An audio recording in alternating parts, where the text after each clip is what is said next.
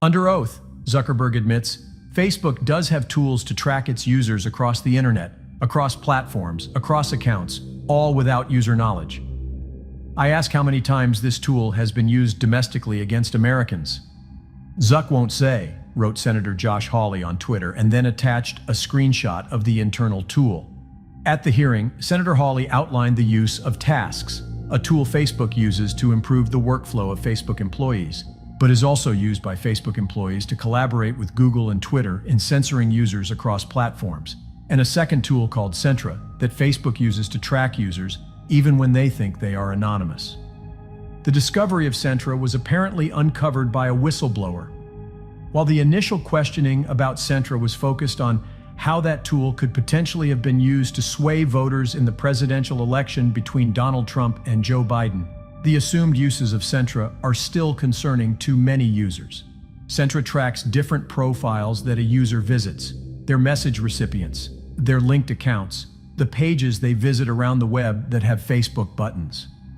CENTRA also uses behavioral data to monitor users' accounts, even if those accounts are registered under a different name.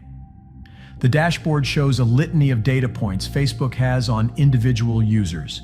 And importantly, it highlights how users cannot easily escape the company's tracking, even if they wanted to. One such label visible in the dashboard, 3 device-linked IG accounts, shows that Facebook can log the same user's activity on a device, even if they switch accounts by using the device's unique hardware identifiers, like a smartphone's fixed IMEI number. Basically, you don't need to be logged into a particular account for the company to know it's you. Create a new Instagram account, and device-level identifiers will be used to recognize you're the same person. When you log into Facebook on the web, the company drops a data cookie that will keep track of your activity even after you log out and for up to 2 years thereafter. It's been previously reported that Facebook uses browser cookies to track people who've never created a Facebook account at all, creating shadow profiles for those it hopes might create an account later. None of this is surprising, and Facebook is far from alone in performing this type of tracking. The entire online advertising industry is built upon it. In order to generate a detailed profile on individuals for the purpose of precise targeting, Facebook needs as much visibility as possible into your browsing activity across devices and platforms. If you switch accounts or use a smartphone and laptop interchangeably, and your browsing activity doesn't sync across them, advertisers get much less information on you with which to target ads. Fixed identifiers allow Facebook to log user activity even if they've logged out or deleted the Facebook app or are using a different web browser. The scope of this tracking may still be surprising to some people. Despite awareness that Facebook collects heaps of data, critics have said that users might be willing to exchange their data for free services. But the vast tracking apparatus used by Facebook and others is so complex as to make it difficult for the average person to know the extent of the tracking. You're dealing with an addicted generation. This is a big time bomb ticking. This is no accident. Indeed, it is by design. I mean, seriously? It was my mistake. I mean, I think we can all feel it. To try to make these products as addictive as possible. Spike in dopamine. We now know that many of the major social media companies hire individuals called attention engineers who borrow principles from Las Vegas casino gambling, among other places, to try to make these products as addictive as possible. That is the desired use case of these products, is that you use it in an addictive fashion because that maximizes the profit that can be extracted from your attention and data. It literally is a point now where I think we have created tools that are ripping apart the social fabric of how society works. That is truly where we are. The way the technologist Jaron Lanier puts it is that these companies offer you shiny treats in exchange for minutes of your attention and bytes of your personal data, which can then be packaged up and sold. What happened is that the attention economy and this race for attention got more and more competitive. And the more competitive it got to get people's attention on, say, a news website, the more they need to add these design principles, these more manipulative design tactics, as ways of holding on to your attention. You don't realize it, but you are being programmed. Social media tools are designed to be addictive.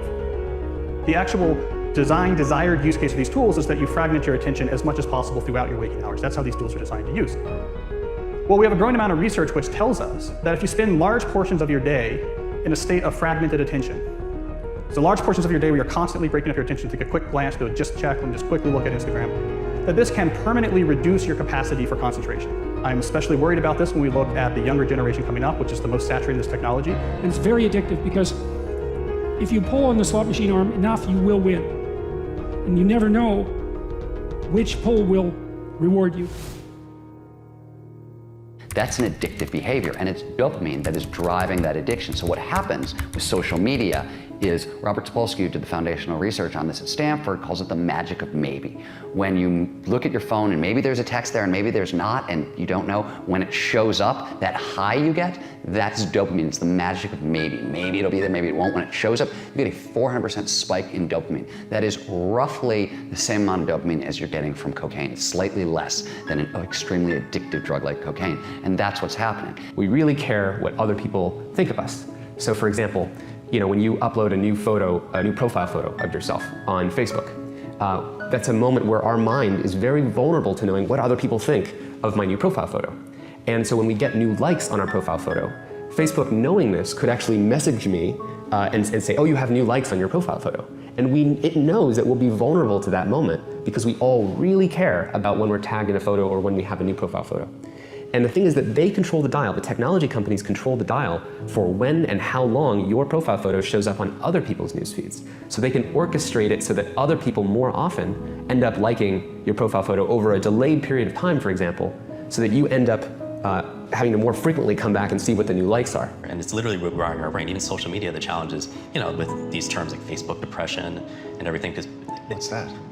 This is social media depression because whereas everyone's looking at their feed and they're comparing their lives to other people, their highlights of other people's lives. Wow. And there's actually less life satisfaction, more sadness, depression, and stuff like that. And it's interesting because if you think about things that routinely produce a lot of dopamine, alcohol, for example, there's a drinking age, right? We have a drinking age. Alcohol releases a whole lot of dopamine. It makes you feel really, really good. We say, okay, you can have that, but you've got to wait. You've got to be 21 years old. We don't do that with social media. We're, essentially putting highly addictive drugs into the hands of kids before they have any natural defenses against them. And what you're seeing with internet addiction, with social media addiction, the same thing over and over. It's people trying to change their state of consciousness with a device, trying to get at the underlying neurochemical chemistry, and it's very, very addictive. And so I would say the problem with the gadgets, and they're amazing things, is that they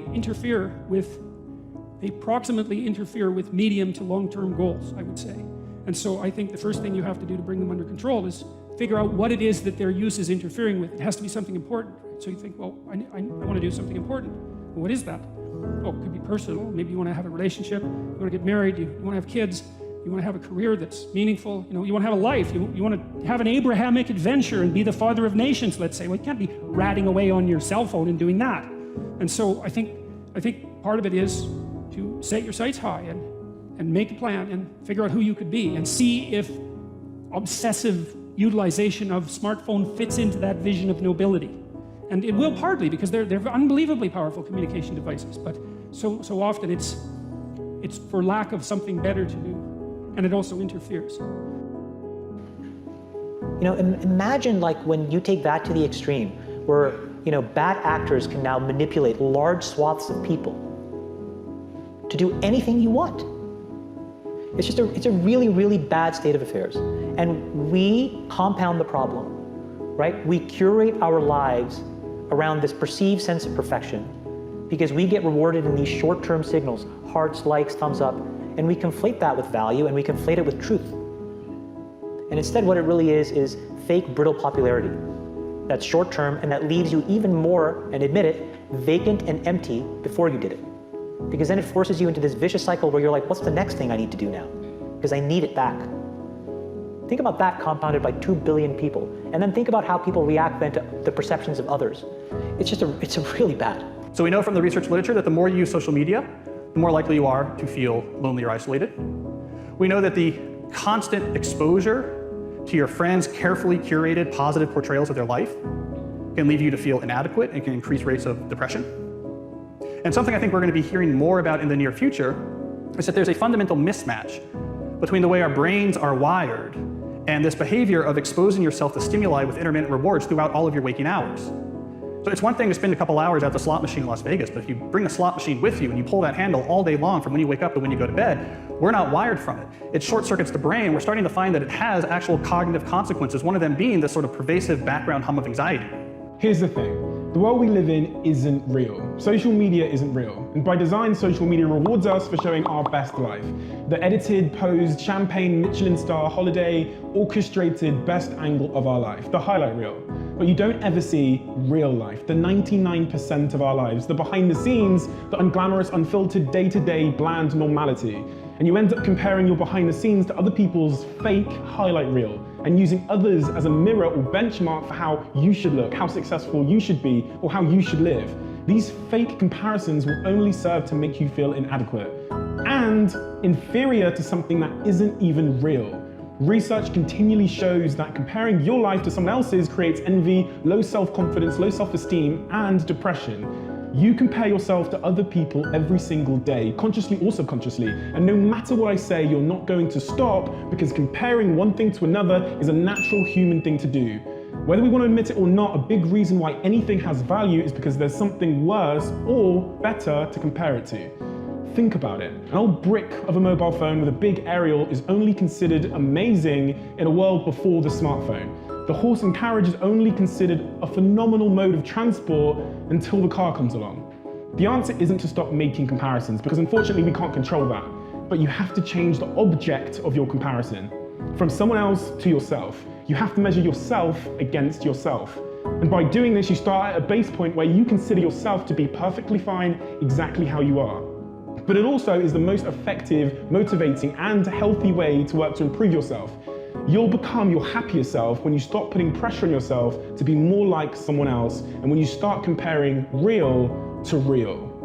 We're in a really bad state of affairs right now, in my opinion. It is eroding the core foundations of how people behave by and between each other. And I don't have a good solution. My solution is I just don't use these tools anymore. I haven't for years. It's created huge tension with my friends, huge tensions in my social circles. If you look at my Facebook feed, I've posted maybe 2 times in 7 years, 3 times, 5 times. It's less than 10. And it's weird. I guess I kind of just innately didn't want to get programmed, and so I just tuned it out. But I didn't confront it. And now to see what's happening, it really bums me out. Back in the 1970s and the early 80s at Xerox PARC, when Steve Jobs first went over and saw the graphical user interface, the way people talked about computers and what computers were supposed to be was a bicycle for our minds. That here we are, you take a human being, and they have a certain set of capacities and capabilities, and then you give them a bicycle, and they can go to all these new distances. They're empowered to go to these brand new places and to do these new things, to have these new capacities. And that's always been the philosophy of people who make technologies. How do we create bicycles for our minds to do and empower us to feel and access more?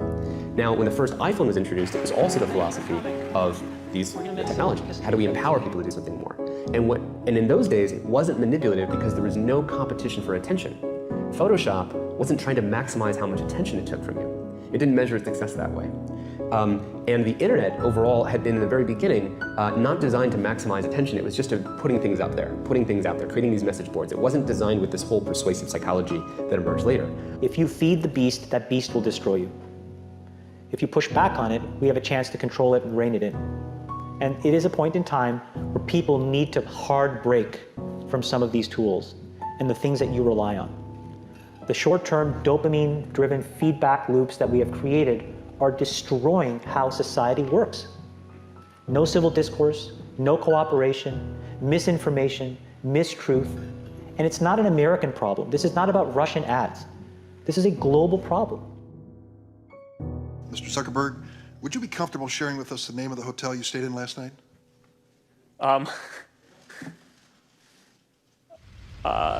No.